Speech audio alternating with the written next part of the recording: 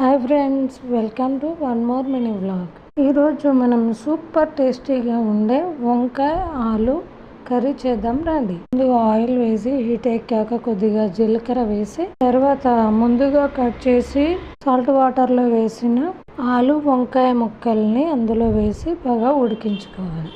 ఇప్పుడు అందులో కొద్దిగా అల్లం వెల్లుల్లి పేస్ట్, పసుపు వేసి పచ్చివాసన పోయేంత వరకు మగ్గించుకోవాలి.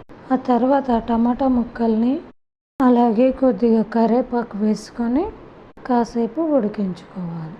ఇప్పుడు అందులో కొద్దిగా కారం, సాల్ట్ వేసి కాసేపు ఉడకనిచ్చి ఆ తర్వాత గ్లాస్ వాటర్ వేసి దగ్గర పడేంత వరకు ఉడికించుకొని లాస్ట్లో కొద్దిగా ధనియా పొడి అలాగే కొత్తిమీర జల్లించుకుంటే వేడి వేడి వంకాయ ఆలు కర్రీ రెడీ.